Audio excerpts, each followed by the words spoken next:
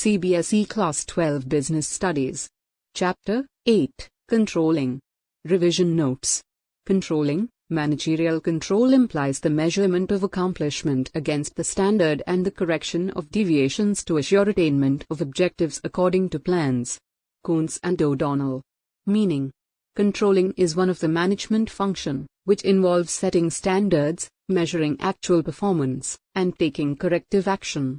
Controlling involves comparison of actual performance with the planned performance. Importance of controlling. 1.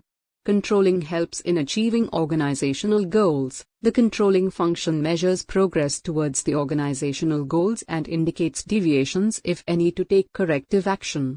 2.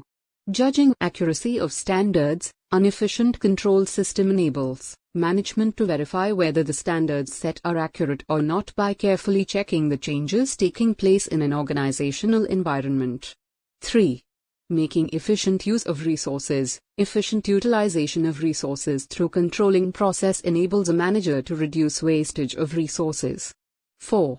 Improving employees' motivation. An efficient control system ensures that employees know well in advance what they are expected to do and also the standards of performance. It thus motivates and helps them to give better performance. 5. Ensuring order and discipline. Controlling function creates an atmosphere of order and discipline in the organization by keeping a close check on the activities of its employees. 6. Facilitating coordination in action. Predetermined standards are set for governing each department and employee in an organization. Limitations of controlling. 1. Difficulty in setting quantitative standards. Control system loses some of its effectiveness when standards cannot be quantified. 2. Little control on external factors. An organization cannot control external factors such as government policies, technological changes, competition, etc. 3. Resistance from employees. Mostly employees resist controlling by managers. 4.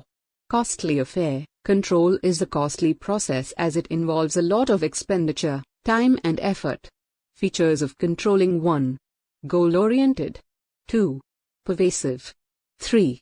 Continuous. 4. Controlling is looking back the performance achieved by employees. 5. Is a forward-looking function. 6. Depends on planning. 7. Action-oriented. 8. Primary function of management. 9. Brings back management cycle back to planning. Controlling.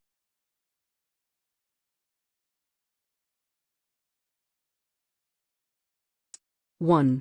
Setting performance standards. Standards are the criteria against which actual performance can be measured.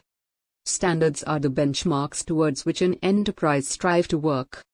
Due to changes in business environment, the standards should be flexible enough to be modified according to the situation. 2. Measurement of actual performance. First, performance standards are set and then actual performance is measured. Performance should be measured in an objective and reliable manner which includes personal observation and sample checking. Performance is to be measured in the same terms in which standards have been established. This will facilitate comparison. 3. Comparing actual performance with standard. This step involves comparison of actual performance with the standard. Comparison will reveal the deviation between actual and desired performance.